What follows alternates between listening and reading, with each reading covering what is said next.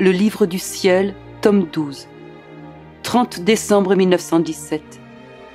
Le chagrin de Jésus à cause de l'affection qu'on lui vole. J'étais dans mon état habituel et mon toujours aimable Jésus se montra très affligé.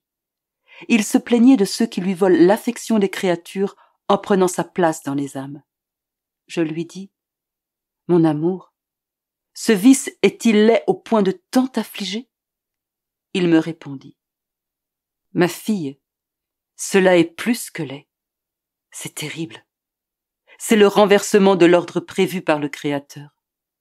La créature se place au-dessus du Créateur. Cela équivaut à dire « Je suis aussi bon que Dieu ». Que dirais-tu de quelqu'un qui volerait $1 million à un autre en le plongeant dans la pauvreté et le malheur ? Je lui répondis : il devrait remettre l'argent volé ou bien être condamné.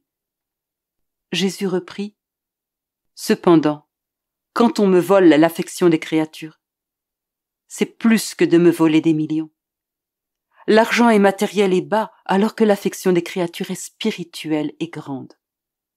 L'argent peut être restitué, mais l'affection des créatures ne le peut jamais. C'est un vol irrémédiable. Même si le feu du purgatoire purifie ce vol, il ne pourra jamais remplir le vide d'une seule affection qui m'a été volée. Cela n'est aucunement pris en considération. Au contraire, il y a des gens qui vendent leur affection. Ils sont contents de trouver quelqu'un pour l'acheter. Ils me volent sans aucun scrupule. Ils ont des scrupules s'ils volent une autre créature, mais me voler moi-même ne leur cause aucun scrupule.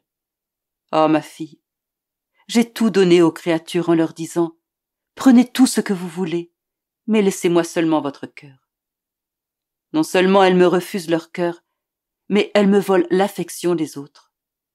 De plus, cela ne vient pas seulement des personnes séculières, mais aussi d'âmes pieuses, d'âmes consacrées. Quel mal on me fait par une certaine direction spirituelle à l'eau de rose, par certaines condescendances, par tant de sentimentalité, par l'usage de séduction.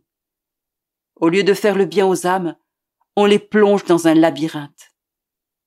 Quand je suis contraint d'entrer sous la forme sacramentelle dans ces cœurs complaisants, j'aimerais fuir, voyant que leur affection n'est pas pour moi, que leur cœur n'est pas mien.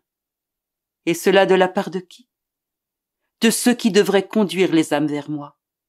Plutôt, ils ont pris ma place. Je ressens une telle nausée que je n'arrive pas à m'accommoder de rester dans leur cœur, même si je suis contraint de le faire jusqu'à ce que les accidents de l'hostie soient consumés. Quel massacre d'âmes ! Ce sont les vraies blessures de mon Église. C'est pourquoi il y a tant de mes ministres retranchés de l'Église. Malgré toutes les prières qu'ils me font, je ne les écoute pas. Pour eux, il n'y a pas de grâce. Je leur dis avec mon cœur chagriné : voleurs, partez, quittez mon sanctuaire, parce que je ne peux plus vous tolérer. Effrayé, je lui dis : apaise-toi, Jésus. Regarde-nous comme le fruit de ton sang et de tes blessures. Change les châtiments en grâce. Jésus poursuivit : ces châtiments se continueront. Je vais humilier l'homme jusque dans la poussière. Des incidents inattendus continueront d'arriver pour le confondre. Où il espérera s'échapper, il trouvera un piège. Où il attendra la victoire, il trouvera la défaite. Où il s'attendra à la lumière, il trouvera les ténèbres. Alors il dira : je suis aveugle et je ne sais plus quoi faire.